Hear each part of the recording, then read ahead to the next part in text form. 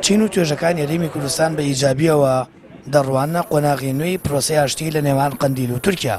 حمدا يوافي نعمه ويكافئ مزيدا والصلاة والسلام على من لا نبي بعده. لەو چوارچێوەیەدا مامۆستایەکی ئاینی لە وتارێنیدا باسی ئاشتی و ئاشتەوایی دەکات و جەخت دەکاتەوە پاش 40 ساڵ لە شەڕ و ماڵوێرانی پەنابردن بۆ ئاشتی و دوورکەوتنەوە لە شار کارێکی عاقڵانەیە.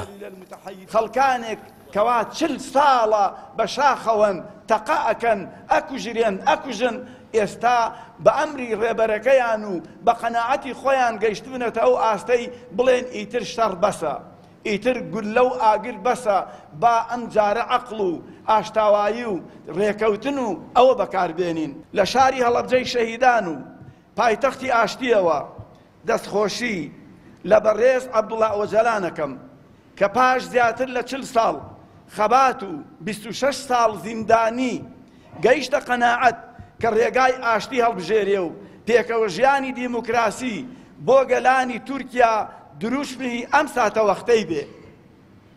بەڕاستی گەورەییە، بەڕاستی مهمە، لەوانەیە ئەنواع وەشکاڵ بیر بکەیتەوە بڵێ و ئەملا ئەولا ئەولا، بەڵام ئەمەیان مهمە.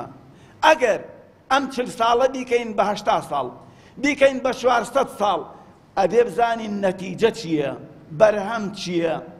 عەزیزانم، دایما شەڕکردن نیشانەی باشی نییە، نیشانەی ئازایەتی نییە. بەشێک لە چاودێرانی سیاسی پرۆسەکە ناو دەنێن قۆناغی نوێ و زەمینەسازی بۆ درێژەدان بە خەباتی مەدەنی. پرۆسەی ئاشتیش بە هەموو هەنگاوەکانیەوە بە ئیجابی دەبینن، بە تایبەت لەم قۆناغەدا. بە سەعاتێک ئاشتی زیاتر پرۆسەکە بەرەو پێشتر دەڕوات و دەتوانی خەڵک لەو سۆنگەوە بچیتە ناو خەڵکەکەی خۆتەوە.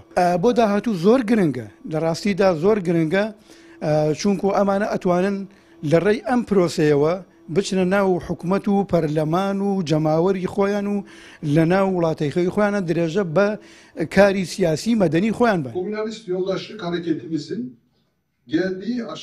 دوای پەیامەکەی عەبدوڵڵا ئۆجەلان ڕێبەری زیندانیکراوی و پەکەکە بۆ دانانی چەک و پاش کۆنگرەی حیزبەکە 11 تەمووزی ئەم ساڵ یەکەم گروپی پەکەکە لە ئەشکەوتی جاسەنەی ناوچەی سوورداش لە مەراسیمێکدا چەکەکانیان سوتاند.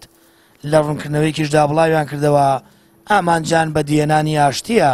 لە داهاتووشدا قۆناغ بە قۆناغ پرۆسەی ئاشتی درێژە دەکێشێت و پارتی کرێکارانی کوردستان چەکەکانیان دادەنێن و شێوازی خەباتی چەکداری و سەنگەربەندی بۆ مەدەنی دەگۆڕن.